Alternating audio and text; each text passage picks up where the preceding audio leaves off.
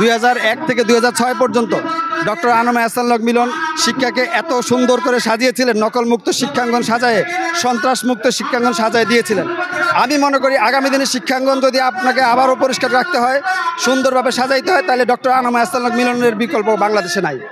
এই সারা বাংলাদেশে যেসব শিক্ষা ব্যবস্থা ভেঙে পড়েছে, আমাদের এই প্রিয় নেতা কচুয়ার কৃতি সন্তান ডক্টর আনম এহসানুল হক মিলন ভাই একজন সুশিক্ষিত ব্যক্তি, যিনি মালয়েশিয়া বিশ্ববিদ্যালয় থেকে উনি ডক্টর ডিগ্রি করেছেন কারিগরি শিক্ষার উপর, এবং তার সকল চিন্তা ভাবনা শিক্ষাকে নিয়ে।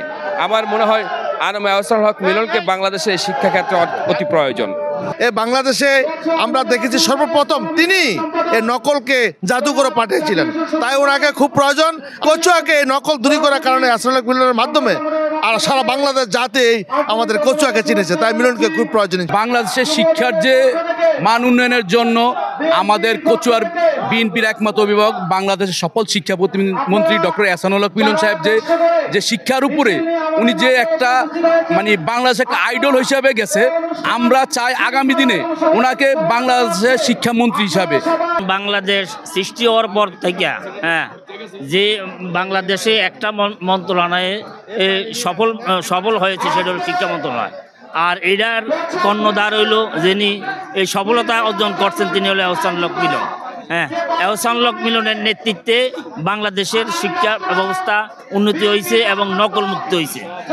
এবং এহসানুল হক মিলনের আমলে অনেক লোক সুশিক্ষিত হইয়া পরবর্তীতে ডাক্তার, ইঞ্জিনিয়ার, প্রফেসর অন্যান্য বিশ্ববিদ্যালয় বা বাহিরে চলে গেছে। যদি শিক্ষা ব্যবস্থা উন্নত করতে হইলে এহসানুল হক মিলনের দরকার। এই শিক্ষা খাতকে উন্নয়ন করার জন্য, এই জাতিকে শিক্ষিত করে করার জন্য এবং এই তরুণ প্রজন্মকে একটা শিক্ষিত জাতি হিসাবে সবাইকে সেই জায়গায় নিয়ে যাওয়ার জন্য উনি অক্লান্ত পরিশ্রম করেছেন। উনি সারা বাংলাদেশে অনেক কষ্ট করে নকলকে উনি মুক্ত করেছেন। এই নকল মুক্ত শিক্ষার কারিগর এহসানুল হক মিলন এই বাংলাদেশের একমাত্র শিক্ষামন্ত্রী, যিনি এই যাবৎকাল পর্যন্ত এই ঘুণে ধরা এই শিক্ষাকে, এটাকে একটি যুগোপযোগী শিক্ষা ব্যবস্থাতে রূপান্তরিত করার জন্য উনি অক্লান্ত পরিশ্রম করে যাচ্ছেন। এখনও উনি কাজ করে যাচ্ছেন, আগামীতেও করবেন। আমরা আশা করব আগামী দিনে যদি এহসানুল হক মিলন দায়িত্ব পান, তাহলে বাংলাদেশের যে শিক্ষার যে মান, এই মানকে আরও সম্প্রসারিত করবেন।